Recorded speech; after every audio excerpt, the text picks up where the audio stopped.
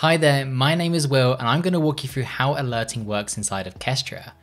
Now, alerting is such an important part of a production system, so it's important to know whenever there's failures or issues occurring so that you can jump in and resolve them as quickly as possible. With that in mind, we've designed Kestra to make it as easy as possible to set up, but giving you the flexibility to set it up the way you like. I'm going to walk you through a few different examples to help you decide what's best for you. Let's jump into it.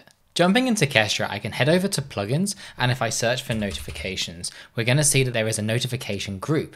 Now inside of here, if I scroll all the way down to it, we'll see that there are tons of different notifications supported, including Discord, Google Chat, just basic email, loads such as PagerDuty, Slack, Teams, just to name a few. There are loads, and they are all set up very similarly with two different task types. As we can see here with the Slack one, there is a Slack execution task, and this is useful for being able to send a message with Slack execution information inside of it.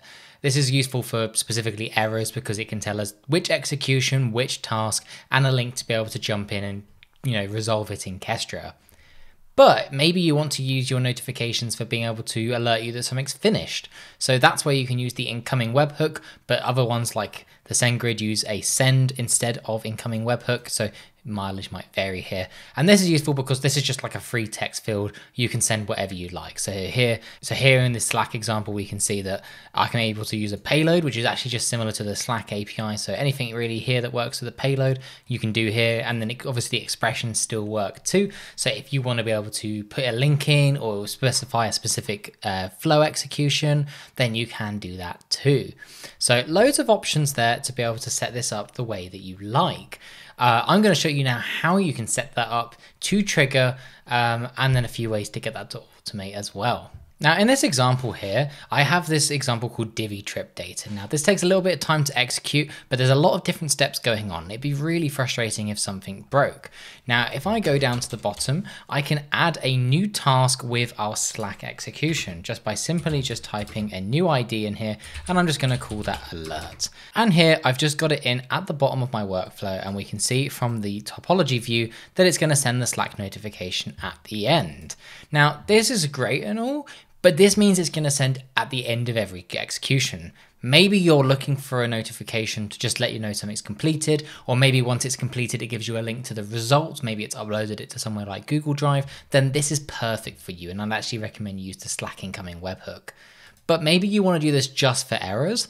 That's not going to work here, so let's talk about that. Now, Kestra has this brilliant property called errors, so I can just write that at the bottom here, like so, just like the tasks block, but instead it's separate. So now when it fails, it's going to run any tasks under here. So it's quite useful for sending alerts, maybe like stopping future jobs, any other automation you like there. So here, now if I was to run this and there was an error, which I can actually sort of fake because I can change the format so it's now incorrect.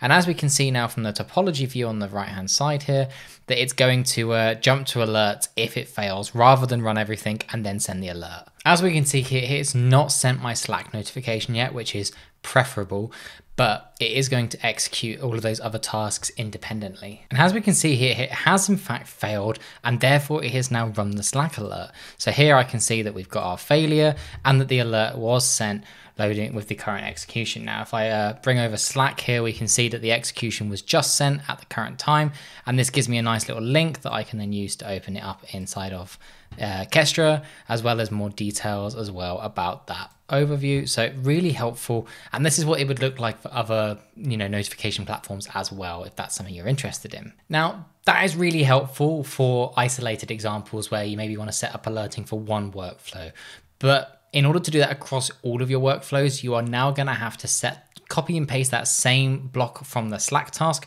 in every single workflow.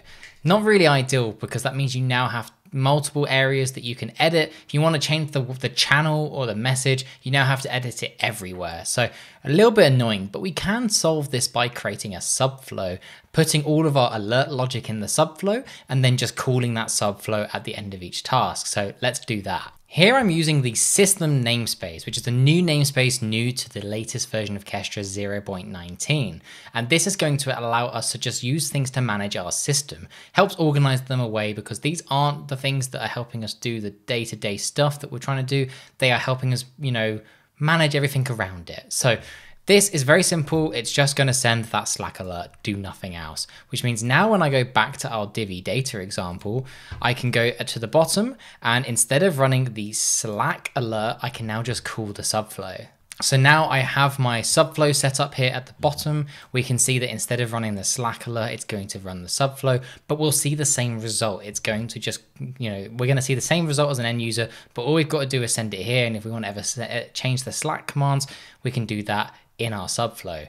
And using the system namespace just means that when I go to my flows and search by here, it's not cluttered up there. It's hidden away in the system namespace, which just makes it a little bit easier for us to maintain. As we can see here, all of our different system flows are here. But that's still not a perfect solution, because while we've now made it so that we only have to edit the alerting logic in one place, we still now have to copy and paste that errors block in every single example. And again, we're running into the same problem we've just tried to solve, which is now we have to edit it.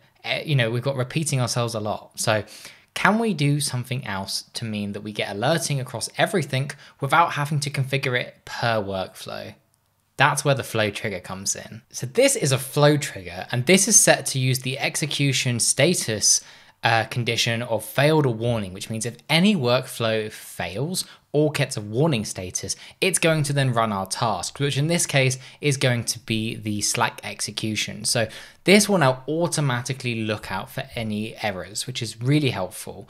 Also, we can specify this to have more conditions, such as maybe specifically looking at certain namespaces or only certain times a day, which means we can get even more custom alerting as well. So you can have multiple of these in the system namespace with different conditions. And so that just makes it a little bit easier, and now means I don't even need that errors block inside of Divi data.